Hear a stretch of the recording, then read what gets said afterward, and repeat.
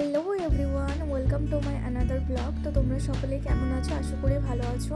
আমার তো ভীষণ ঠান্ডা লেগেছে, আর এই দেখো আমার গালের মধ্যে একটা পিম্পল উঠেছে। আর আজ আমি সারাদিন কী কী করবো না করবো সেটাই তোমাদের সাথে ছোট্ট করে শেয়ার করব। তো চলো ভিডিওটা স্কিপ না করে পুরোটাই দেখতে থাকো। তো আজকের ওয়েদারটা ছিল ভীষণই মেঘলা মেঘলা, আর এখন চলে এসেছি হচ্ছে আমি বাগানে ফুল তুলতে। আর এই হচ্ছে আমাদের বাড়ির জবা ফুলের গাছ, আর এখানে শুধু সাদা জবা ফুলই হয়। আর এরকম ঘটনা আমি প্রথমবার দেখলাম যে সাদা ফুলের গাছের মধ্যে একটা মাত্র লাল জবা হয়েছে। তাই তোমাদের সাথে এটা শেয়ার করে দিলাম। তোমরা কারা কারা এই জিনিসটা এর আগে দেখেছো অবশ্যই কমেন্ট করবে। আমি তো প্রথমবার দেখলাম, তাই ভীষণই অবাক হলাম, আর তাই তোমাদের সাথে শেয়ারও করে দিলাম। তো চলো ভিডিওটা পুরোটা দেখতে থাকো। ফুলগুলো আমি তুলে নিয়ে যাই। আর আকাশটা কত সুন্দর লাগছে না, দেখতে খুব সুন্দর লাগছিল। আর খুব সুন্দর ঠান্ডা ঠান্ডা হাওয়া দিচ্ছিল, আজ বেশ ঠান্ডাও লাগছিল। আমার মা তো চাদর ঢাকা নিয়েছে। তো আমার স্নান টান করে এখন আমার পুজো দেওয়াও একদম কমপ্লিট হয়ে গেছে। আমার ঠাকুমাই পুজো করে বাড়িতে, কিন্তু ঠাকুমার শরীরটা খারাপ, তাই আমি স্নান টান করে আমি পুজোটা দিয়ে দিলাম। এখন আমার পুজো দেওয়াও কমপ্লিট হয়ে গেছে। তোমাদের ওখানে কোথায় কোথায় বৃষ্টি হচ্ছে বা এরকম মেঘলা ওয়েদার রয়েছে অবশ্যই আমাকে কমেন্ট করে জানাবে।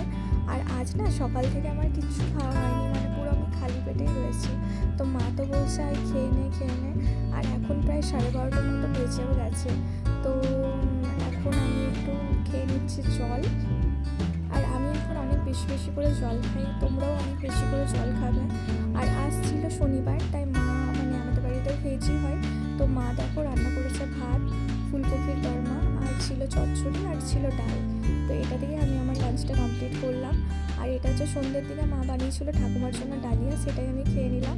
আর এখন বসে গেছি হচ্ছে আমি পড়তে, কারণ সামনেই পরপর অনেকগুলো এক্সাম রয়েছে 2025-এ, যেগুলো আমি ফুলফিল করতে পারিনি সেগুলো 2026-এ এসে আমাকে ফুলফিল করতেই হবে।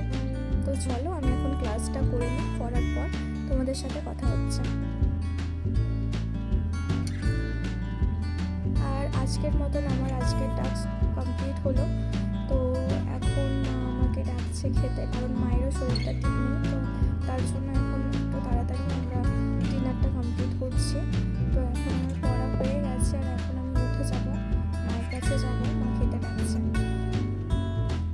তো চলো যাওয়া যাক খেতে।